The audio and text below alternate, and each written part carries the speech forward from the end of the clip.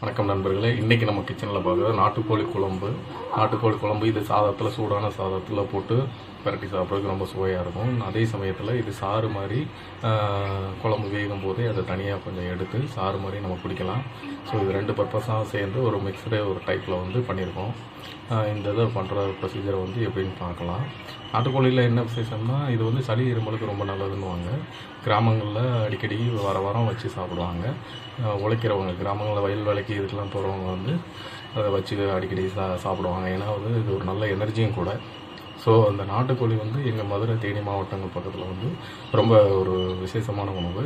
அதோட சுவையும் சரி, அதோட நம்ம உடம்புக்கு தேவையான சத்துக்களும் அதில் இருக்கிறதுனால இது முக்கியமான ஒரு சமையலாக இங்கே இருக்குது. இந்த சமையலை நம்ம நம்ம வீட்டில் எப்படி பண்ணலான்னு பார்க்கலாம். இது ஒரு கிராமத்து ஸ்டைலில் நல்லா பண்ணியிருக்கோம். நான் அதை உங்களுக்கு நான் எக்ஸ்பிளைன் பண்ணுறேன். வீடியோவில் பார்க்கலாமா? வீடியோ போகலாம். நாட்டுக்கோழி வாங்குறது அது எப்படின்றது ஒரு கவனமாக வாங்கணும். அந்த நாட்டுக்கோழி பார்த்திங்கன்னா அந்த மூக்கெலாம் உடஞ்சிருக்கக்கூடாது. அதே போல் பார்த்திங்கன்னா ஒரு கிலோக்குள்ளே வெயிட் இருக்க மாதிரி பார்த்துக்கோங்க. ஏன்னா அப்படின்னா தான் அது எலசாக இருக்கும், அது வேகிறதுக்கு ஈஸியாக இருக்கும். அதுக்கு மேலே போச்சுன்னா அது கொஞ்சம் முத்தலாக இருக்கும், வேக ரொம்ப கஷ்டமாக இருக்கும். ஸோ அந்த 1 கிலோவுக்கு கீழே இருக்க மாதிரி வெயிட்டு போட்டு வாங்கிப்போங்க.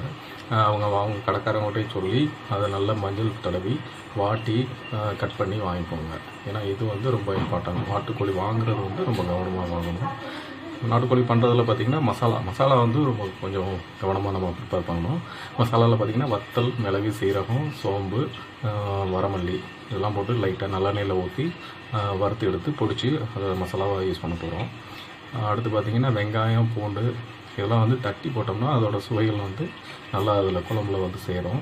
மிளகு, சீரகம் நம்ம தாளிக்கிறதுக்கு மிளகு, சீரகம், கருவேப்பிலை போட்டு தாளிக்க போகிறோம். இந்த மிளகு, சீரகம், நல்லெண்ணெய், சின்ன வெங்காயம் இந்த 3-4 பொருட்கள் தான் பார்த்திங்கன்னா அந்த நாட்டுக்கோழிக்கு சுவையை கூட்டக்கூடிய ஒரு நல்ல பொருட்கள். ஸோ அதெல்லாம் கொஞ்சம் நல்லா போடலாம். நல்லா போடுறதுனால தப்பு இல்லை. ஸோ இது தேவையான பொருட்கள் மற்றும் ப்ரொசீஜர் எப்படின்றது வர வீடியோவில் பார்க்கலாம். இந்த வீடியோ முக்கியமாக சப்ஸ்கிரைப் பண்ணுங்கள், கமெண்ட் பண்ணுங்கள், லைக் பண்ணுங்கள். சப்ஸ்கிரைப் பண்ணும்போது இந்த பெல் பட்டனை அமுத்திடுங்க. ஸோ அதனால் உங்களுக்கு அடுத்தடுத்து வரப்போகிற வீடியோவில் உங்கள் நோட்டிஃபிகேஷன் பாரில் வர்றதுக்கு ரொம்ப வாய்ப்பாக இருக்கும். எங்களுக்கும் ரொம்ப உதவியாக இருக்கும். நன்றி. பார்க்கலாமா? வீடியோ பார்க்கலாம். நாட்டுக்கோழி இன்றைக்கி ஒரு 650 கிராம் கறி இருக்குது. இது முழு கோழியாக பார்த்தீங்கன்னா ஒரு 800 கிராம் இருக்கும். அது நம்ம 650 வெட்டி க்ளீன் பண்ணதுக்கப்புறம் ஒரு 650 கிராம் இருந்தது. நல்லா வாட்டி மஞ்சப்பொடி போட்டு அவங்க க்ளீன் பண்ணி கொடுப்பாங்க. பக்குவமாக அதை வாங்கிக்கலாம். இப்போ நாட்டுக்கோழி குழம்புக்கு நமக்கு தேவையான மசாலா என்னென்னு பார்த்தோம்னா, வத்தல் ஒரு குண்டு வத்தல் ஒரு 12 வத்தல் எடுத்திருக்கேன். சீரகம் ஒரு 1.5 டீஸ்பூன் எடுத்திருக்கேன். மிளகு ஒரு 1.5 டீஸ்பூன். மல்லி பார்த்திங்கன்னா ஒரு டேபிள் ஸ்பூன் எடுத்திருக்கேன். இது சோம்பு ஒரு 1/2 டீஸ்பூன் அளவுக்கு எடுத்திருக்கேன். இதை நம்ம வறுத்து அரைச்சிக்கலாம். பொடியாக அரைச்சிக்கிட்டு அதுதான் நமக்கு தேவையான மசாலாவை யூஸ் பண்ண போகிறோம். அடுத்து பார்த்திங்கன்னா தாளிக்கிறதுக்கு இந்த மிளகு, சீரகம் இவ்வளோ எடுத்திருக்கேன். மிளகு ஒரு 1 டேபிள் ஸ்பூன் அளவுக்கும், சீரகம் ஒரு 1/2 டேபிள் ஸ்பூன் அளவுக்கு எடுத்திருக்கேன். இது ரெண்டையும் தட்டி நம்ம எண்ணெயில் போட்டு கருவேப்பிலையோடு சேர்த்து தாளிச்சிட்டு அப்புறம் பார்த்திங்கன்னா வெங்காயம் எடுத்துருக்கோம், வெள்ளைப்பூடு எடுத்துருக்கோம், இஞ்சி 2 தக்காளி எடுத்துருக்கோம். இந்த அளவுக்கு எடுத்துருக்கோம். வெங்காயம் பார்த்திங்கன்னா ஒரு 150 கிராம் இருக்கும். வெள்ளைப்பூடு ஒரு 7-8 பல் இருக்கும். இஞ்சி ஒரு 3 இன்ச்சு அளவுக்கு இஞ்சி எடுத்துக்கேன். இஞ்சி நல்லா போடுறது நாட்டுக்கோழிக்கு நல்லாயிருக்கும். நாட்டுக்கோழிக்கு பொதுவாக பார்த்திங்கன்னா மிளகு, சீரகம், சின்ன வெங்காயம், நல்லெண்ணெய் இந்த 4 பொருள் நல்ல தூக்கலாம். மற்ற கோழி குழம்போட நமக்கு இது தூக்கலாக போட்டோம்னா நாட்டுக்கோழி நமக்கு தேவையான சுவையில் நமக்கு நல்லா கிடைக்கும். ஓகே, இப்போ குழம்பு நாட்டுக்கோழி மசாலா நம்ம தயாரிக்க போகிறோம். மசாலாவுக்கு தேவையான பொருள் நம்ம ஏற்கனவே பார்த்துருக்கோம். இந்த பொருள் தான். இதை லேசாக எண்ணெய் விட்டு இதெல்லாம் ஒவ்வொன்றா போட்டு வறுத்து நம்ம அதை காய விட்டு ஆற விட்டு நம்ம பொடிச்சு எடுத்துக்க போகிறோம். ஃபஸ்ட்டு இப்போ எண்ணெய் விட்டுக்கிறேன். கடாய் நல்லா சூடாகிடுச்சு. கொஞ்சம் எண்ணெய் லைட்டாக லேசாக இருந்தால் போதும். இந்த அளவுக்கு இருந்தால் போதும். ஒரு 1/2 டீஸ்பூன் அளவுக்கு இருந்தால் போதும். இதில் இந்த மல்லி போடுறோம். மல்லி, மிளகு, சீரகம்,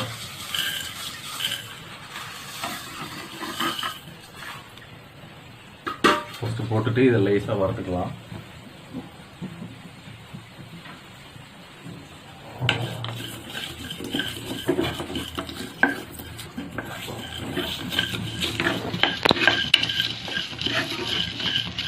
இதோட அந்த வத்தல் போடுறோம். வத்தலை போட்டு அதையும் நல்லா ஒரு 2 நிமிஷம் நல்ல வாசனை வரும். ஒரு 2 நிமிஷம் நல்லா வறுத்துக்கலாம். வறுத்துட்டு இதை ஆற விட்டு அரைக்க போகிறோம். மிக்சியில் போட்டு அரைக்க போகிறோம். இப்போ பார்த்தீங்கன்னா அந்த நாட்டுக்கோழி வந்து கொஞ்சம் மஞ்சளும் உப்பும் போட்டு கொஞ்சம் மேரினேட் பண்ணி வச்சுருக்கேன். ஒரு 10 நிமிஷம் ஊறிட்டு இருக்கு. நம்ம ஏற்கனவே பார்த்த அந்த மசாலா பொருட்கள் வத்தல், மிளகு, சீரகம், சோம்பு, அப்புறம் பார்த்திங்கன்னா மல்லி இதெல்லாம் சேர்த்து அரைச்சி நல்லெண்ணெயில் கொஞ்சம் லேசாக வறுத்து அரைச்சிருக்கேன். அரைச்சி இப்படி எடுத்து வச்சுருக்கேன் மசாலா. இந்த வெங்காயத்தை, சின்ன வெங்காயத்தை தட்டி வச்சுருக்கேன். பூண்டு தட்டி வச்சுருக்கேன். இஞ்சியை அரைச்சி இஞ்சி பேஸ்ட் ரெடி பண்ணி வச்சுருக்கோம். தக்காளி, அந்த 2 தக்காளி பார்த்தோம் இல்லையா, அதை வந்து லேசாக சுட்டு அந்த தோலை வந்து ரிமூவ் பண்ணி வச்சுருக்கோம். தோலை ஏன் ரிமூவ் பண்ணுறோம்னா நம்ம குழம்பு வந்து நல்லா அந்த கிரேவி கன்சிஸ்டன்சி வந்து நல்லாயிருக்கும். குழந்தைங்களுக்கு அதை நல்லா பிடிக்கும். அதனால் வந்து அந்த தோலை ரிமூவ் பண்ணி வச்சுருக்கேன். தாளிக்கிறதுக்கு நம்ம இந்த மிளகு, சீரகம் சொன்னோம் இல்லையா, அதை வந்து 2ஐயும் ஒன்றா போட்டு தட்டி வச்சுருக்கேன். இந்த கருவேப்பிலை வந்து லேசாக கிள்ளி வச்சுப்போம். இதெல்லாம் பண்ணி தான் நம்ம நாட்டுக்கோழி பண்ண போகிறோம். ஓகே, என்னன்றதை பார்ப்போம். இப்போ நம்ம நாட்டுக்கோழி செய்ய ஆரம்பிக்கலாம். இப்போ கடாயை வச்சுருக்கேன். கடாய் நல்லா சூடாயிருச்சு. இப்போ நல்லெண்ணெய் ஊற்றுறேன். நாட்டுக்கோழிக்கு வந்து திருப்பி சொல்கிறேன், நல்லெண்ணெய் வந்து ரொம்ப நல்லது. உடம்பு ஹெல்த்துக்கும் நல்லது, நம்ம டேஸ்ட்டுக்கும் நல்லா நமக்கு டேஸ்ட்டு கொடுக்கும். ஸோ நல்லெண்ணெய் வந்து நிறையாவே ஊற்றிக்கிறேன். நல்லெண்ணெய் காயட்டும்.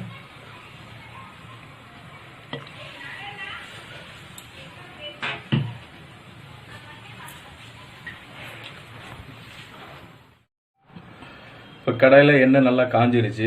இப்போ ஃப்ளேம் வந்து ஒரு மீடியம் ஃப்ளேம், கொஞ்சம் கம்மியாகவே வச்சுக்கோங்க. இப்போ வந்து அந்த தட்டி வச்ச மிளகு சீரகத்தை வந்து போட போகிறேன். ரொம்ப ஹை ஃப்ளேமில் இருந்தால் கறியிரும். அதனால் வந்து மிளகு சீரகம் வந்து தட்டி வச்சுருக்கோம் இல்லையா, இது வந்து போட போகிறேன். அது பொரிய ஆரம்பிச்சிடும்.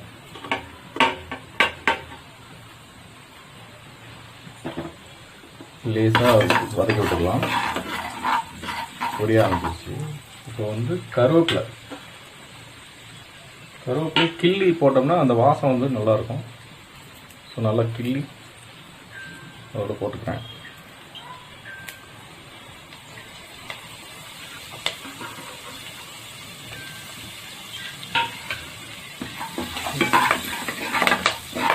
லேசாக தாளிச்சிட்டு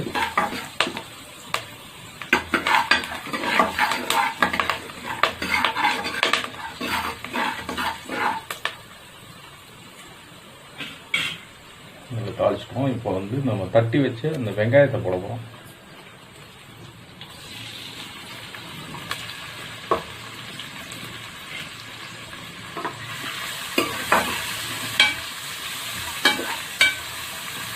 நம்ம இந்த தட்டி போடுறதுனால நம்ம வெங்காயத்தோட மனம் வந்து நமக்கு நல்லா கிடைக்கும். அதுவும் இல்லாமல் அந்த குழம்புல வந்து அந்த நல்லா அது கரைஞ்சி நல்லா அந்த கன்சிஸ்டன்சி வந்து நமக்கு நல்லா கிடைக்கும். அதனால தட்டி போட்டுக்கோம். சுவை இன்னும் நல்லா கூடுதலாக கிடைக்கும்.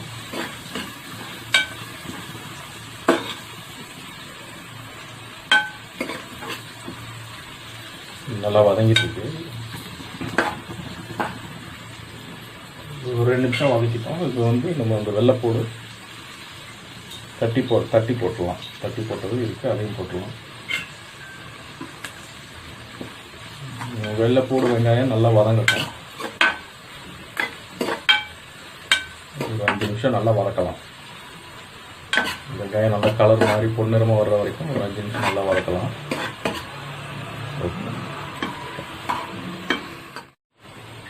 வெங்காயம் வெள்ளைப்பூடு நம்ம தட்டி போட்டது நல்லா ஓரளவுக்கு வதங்கிடுச்சு. ஒரு 5 நிமிஷமாக நல்லா வதக்கியிருக்கோம். இப்போ வந்து இந்த இஞ்சி பேஸ்ட் அரைச்சிருக்கோம் இல்லையா, அந்த இஞ்சி பேஸ்ட்டையும் ஆட் பண்ணிக்கலாம். ஆட் பண்ணி நல்லா பரட்டி விடுவோம். இஞ்சியோட பச்சை வாசம் போகணும். ஒரு 2 நிமிஷம் ஆகும். ஸோ 2 நிமிஷம் வரைக்கும் விடாமல் நீங்கள் வந்து அதை பரட்டிக்கிட்டே இருக்கணும். இஞ்சி இருக்கிறதுனால லேசாக அடி பிடிக்கும், அதனால் வந்து பரட்டிக்கிட்டே இருக்கும். விடாமல் நல்லா பரட்டுங்க, ஒரு 2 மினிட்ஸ் பரட்டுங்க. அந்த 2 தக்காளி நம்ம தோல் நீக்கி வச்சுருந்தோம் இல்லையா, சுட்டு அதை தோல் நீக்கி வச்சுருந்தது வந்து மிக்சியில் போட்டு இந்த பேஸ்ட் மாதிரி அரைச்சி வச்சுருக்கேன். இதை அடுத்து நம்ம ஆட் பண்ண போகிறோம். இஞ்சி பச்சை வாசனை நல்லா போயிடுச்சுங்க. இப்போ நம்ம அந்த தக்காளியை ஆட் பண்ணிக்கலாம், தக்காளி பேஸ்ட்.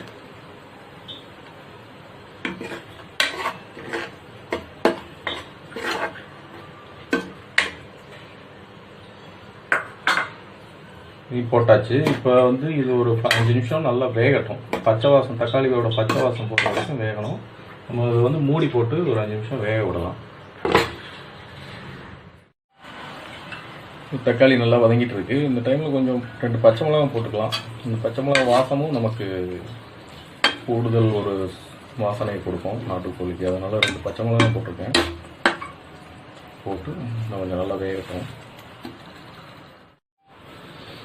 தக்காளி பச்சை மிளகாய் எல்லாம் நல்லா வந்துருச்சான்னு பார்க்கலாம். பார்த்திங்கன்னா அந்த எண்ணெயெல்லாம் கொஞ்சம் பிரிஞ்சு மேலே வருது. இதுவே ஒரு நல்ல வெந்ததுக்கான ஒரு அடையாளம் தான். ஸோ நம்ம வந்து நல்லா வேக வச்சுருக்கோம். நீங்கள் வெங்காயத்தை இன்னும் கொஞ்சம் தட்டி போட்டுக்கலாம். தட்டி போட்டால் அந்த வெங்காயம் தான் தெரியாது, நல்லா கரைஞ்சிருக்கும். பரவாயில்ல, குழம்பு நம்ம வேக வேக அது ஃபுல்லாகவே கரைஞ்சிடும் கடைசியாக. இப்போ வந்து நம்ம நாட்டுக்கோழியை ஆட் பண்ணிக்கலாம். நாட்டுக்கோழி ஆட் பண்ணிடலாமா?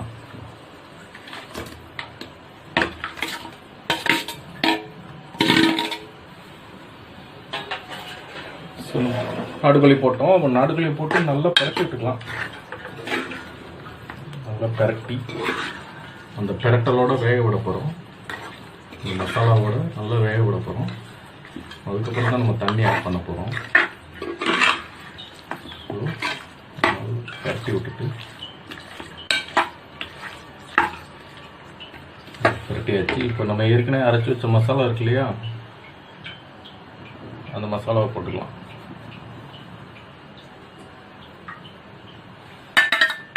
வத்தல், மிளகு, சீரகம், சோம்பு, மல்லி இதெல்லாம் போட்டு அரைச்ச முடியாது அந்த மசாலா தான்.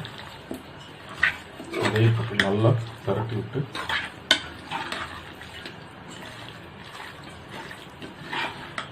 விட்டு வேக வைக்கணும். நல்லா பரட்டிக்கணும்.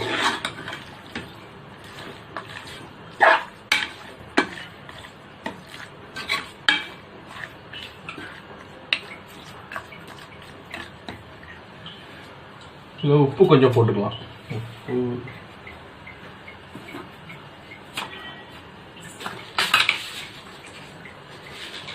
கல்லுப்பு கொஞ்சம் அளவாக போட்டுக்கலாம். அப்புறம் நம்ம தண்ணி ஊற்றி கடைசியாக டேஸ்ட் பார்த்துட்டு அப்போ வந்து தேவையான அளவு உப்பு நம்ம சேர்த்துக்கலாம். இப்போ கொஞ்சமாக போட்டிருக்கேன். போட்டு இதையும் நல்லா பரட்டி விடுறேன்.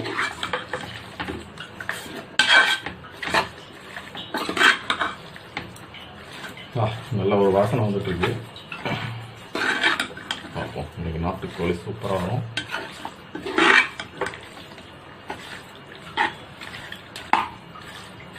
நல்லா பரட்டி விட்டேங்க. இப்போ வந்து மூடி போட்டு ஒரு 5 நிமிஷத்துலேருந்து 10 நிமிஷம் வரைக்கும் நல்லா வேக விடலாம். இந்த மசாலாவோடையே வேகட்டும்.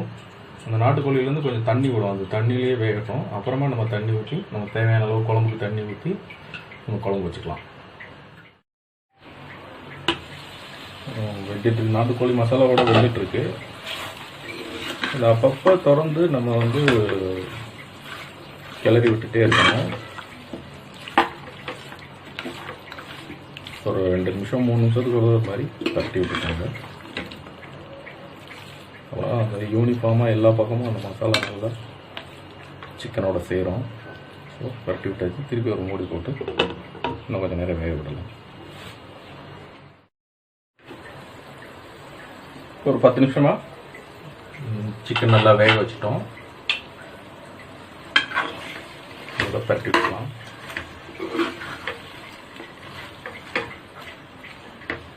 இப்போ பார்த்தீங்கன்னா நமக்கு தேவையான அளவு தண்ணி ஊற்றிக்கலாம். இப்போ நாட்டுக்கோழி சிலர் வந்து அந்த குழம்பையே நம்ம சூப் மாதிரி குடிப்பாங்க.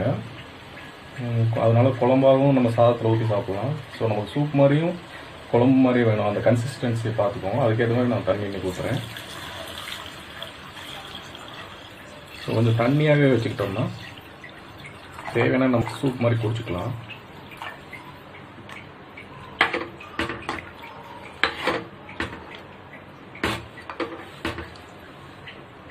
கொஞ்சம் கூட ஊற்றிக்கிறேன் நான்.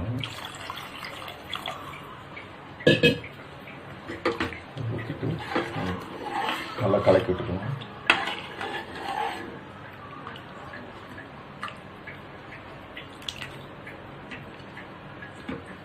இந்த கன்சிஸ்டன்சியில் வச்சா நம்ம குழம்புக்கு கொஞ்சம் சூப் மாதிரி குடிச்சிக்கலாம்.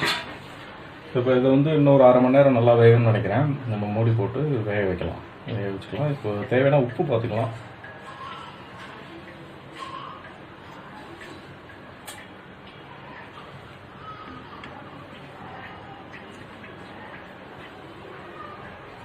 உப்பு கொஞ்சம் கம்மியாக தான் இருக்குது.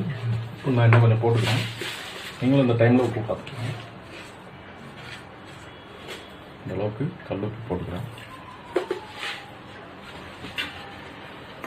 நல்லா கிளறி விட்டுட்டு மூடி போட்டு வேக வச்சுக்கலாம்.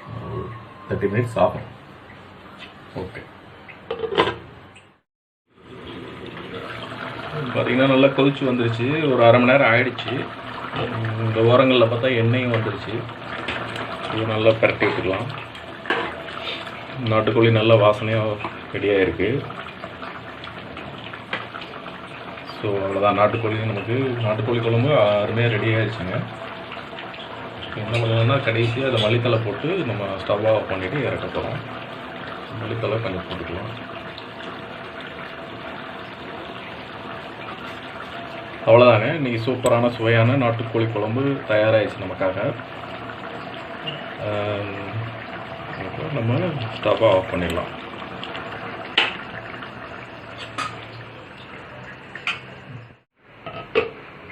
இந்த சமையல் உங்களுக்கு பிடிச்சிருந்துச்சுன்னா லைக் பண்ணுங்கள், ஷேர் பண்ணுங்கள், கமெண்ட் பண்ணுங்கள். முக்கியமாக மறக்காமல் சப்ஸ்கிரைப் பண்ணுங்கள்.